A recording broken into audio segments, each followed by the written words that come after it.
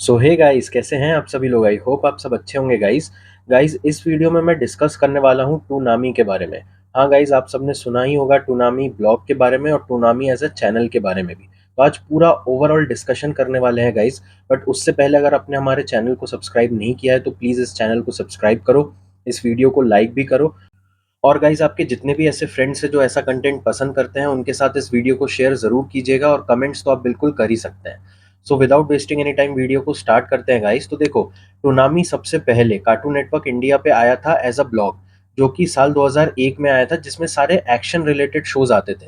And काफ़ी बड़े बड़े एनिमेज भी हमें देखने को मिलते थे, जैसे Dragon Ball Z, Dragon Ball 1986, Pokemon, Beyblade, Justirisers, grand सेजर्स, Batman, Superman, Generator Rex etcetera जैसे शोज आते थे। पहले तो इसका टाइम स्लॉट काफ़ी कम हुआ करता था गाइस, क्योंकि पहले खुद ही कार्टून नेटवर्क इंडिया पूरा 24 आवर्स चैनल नहीं था। बट जैसे ही साल 2001 के बीच में cartoon network India full 24 hours channel बना, तो टूनामी का थोड़ा सा आवर्स जो है वो बढ़ गए। बट जैसे ही साल 2005-6 आते आते टूनामी को काफ़ी सारे स्लॉट्स मिल गए। सुबह भी आता था, दोपहर में भी आता था, देन शाम टाइम पे भी आता था, रात में भी आई गेस 8 साढ़े 8 बजे से आता था। देन लेट नाइट टूनामी भी आता था, तो काफ़ी सारे ब्लॉग्स ऐड हो गए थे। देन फाइनली गाइज, 26 फरवरी ऑफ 2015 में टर्नर इंटरनेशनल इंडिया ने टूनामी को फुल टाइम चैनल लॉन्च किया। और इसको प्रमोट किसी और ने नहीं बल्कि हमारे king Khan, that is Shahrukh Khan ने किया था। तो अब टूनामी का सबसे बड़ा जो सबसे बढ़िया ब्लॉग था, दैट इज टूनामी का एक डिफरेंट ब्लॉग था ये। उसका नाम था एनिमे सीड, जिसमें सारे एनिमेज हमें देखने को मिलते थे, that is Dragon Ball Z, Beast Saga, Yokai Watch, Inazuma 11, Bey Warrior, Cyborg, etcetera etcetera. और 2017 में ड्रैगन बॉल सुपर भी ऐड हो गया था।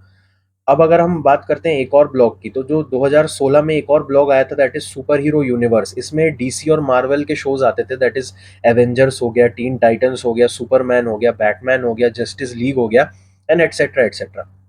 बट इतना सब कुछ करने के बाद भी इनको उतनी अच्छी टीआरपी नहीं मिल रही थी। देखो, स्टार्टिंग में तो नो डाउट बहुत बढ़िया टीआरपी मिल रही थी, पहले एक साल तो छप्पड़ फाड़ टीआरपी मिली। बट जब जैसे ही उन्होंने एक के बाद एक रिपीटेड एपिसोड्स देखने को बार बार दिखाते गए रिपीटेड एपिसोड्स, तो देखो उस टाइम पर ऐसा था कि लोग उतने ज़्यादा सीरियस नहीं थे इस चीज़ को लेकर, तो शायद वो रिपीटेड एपिसोड्स भी नहीं देखते थे। तो उससे क्या हुआ कि टीआरपी काफ़ी ज़्यादा कम हो गई।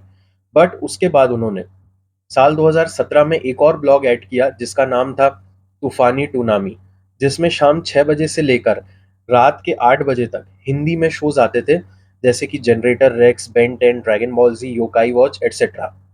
बट गाइज, प्रॉब्लम ये थी कि ये हिंदी डब में तो आते थे, बट एपिसोड्स इनके रेगुलर नहीं आते थे। जैसे ड्रैगन बॉल जी है, तो ड्रैगन बॉल जी के जो एपिसोड्स थे ना, ऑब्वियसली हिंदी में तो आते थे, बट कहीं सेल सागा से शुरू हो गया, कभी सेल सागा के कुछ एपिसोड्स दिखा दिए, फिर छोड़ छोड़ के कुछ एपिसोड्स दिखा दिए, तो उससे एक लिंक नहीं बैठ पाता था। बाकी शोज के साथ भी ऑब्वियसली ऐसा ही कुछ होता था। फिर टूनामी ने ना गाइस बहुत सारी चीज़ें हमें दिखाई है, जो कि अभी भी मुझे नहीं लगता कि लोग याद रखते हैं। दैट इज़ ड्रैगन बॉल 1986 की जो मूवीज़ थी, उनको भी इंग्लिश डब में इन्होंने दिखाया था।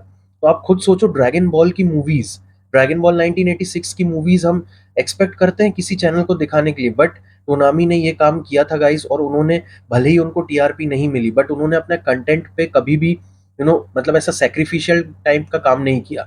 जैसे कि अरे, हमें टीआरपी नहीं मिल रही है तो वो बच्चों वाले कार्टून्स लगा देते हैं। ठीक है, अब दिखाओ, बट एक वैरायटी रखनी चाहिए। काफ़ी सारे उन्होंने कार्टून्स को भी ऐड किया, जैसे 2017 में काफ़ी सारे कार्टून्स ऐड हो गए, जैसे Tom and Jerry, Scooby Doo.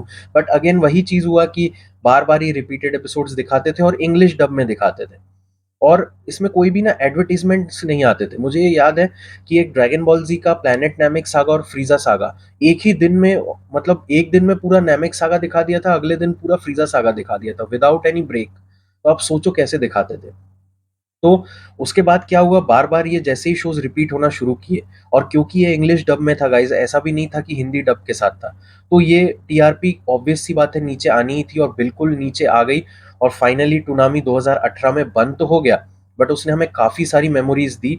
और सबसे बड़ी बात गाइज, अगर टूनामी थोड़ा सा उस टाइम पे ये सोचता कि चलो ठीक है, हम पुराने शोज दिखा रहे हैं, उनको हम हिंदी डब के साथ दिखाएं, और पूरे शोज को दिखाएं, बीच बीच से तोड़ तोड़ के ना दिखाएं, हिंदी में दिखाएं, पूरे शोज को ए टू जेड दिखाएं, और नए शोज भी ऐड करें।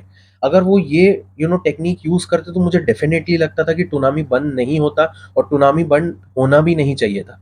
क्योंकि इतना कुछ इन्होंने हमें दिया है ना गाइस। अगर हम बचपन की बात करें, हमारा जो साल 2001 के टाइम पर 2001 से टूनामी को देख रहे हैं, तो उनको ये चीज़ पता होगा कि कार्टून नेटवर्क इंडिया पे ये शोज़ नहीं आते थे। टूनामी इन शोज़ को दिखाता था। बिल्कुल सही सुना आपने गाइस, क्योंकि टूनामी ही इन शोज़ के राइट्स लेके रखता था। एंड देन जैसे ही कार्टून नेटवर्क इंडिया पे टूनामी का ब्लॉग आता था, तो उस टाइम पर ये शोज़ कार्टून नेटवर्क इंडिया पे आ जाते थे। तो टूनामी के शोज़ ज़रूर थे, बट वो कार्टून नेटवर्क इंडिया पे एज़ अ ब्लॉग आता था, तो वो शोज़ भी आ जाते थे। तो होप गाइस आपको पूरा क्लियर हो गया होगा टूनामी के बारे में। Let's just hope and be positive कि कभी टूनामी आ जाए फिर से टीवी पर एक सेपरेट चैनल बन के या कार्टून नेटवर्क इंडिया पे ब्लॉग बन के, क्योंकि इसने हमें बहुत ज़्यादा मेमोरीज दी है। टू बी क्वाइट ऑनेस्ट काफ़ी मुश्किल है, but anything is possible. So hope guys आपको ये वीडियो भी पसंद आया होगा। अब मिलते हैं अगले वीडियो में। Thank you so much guys.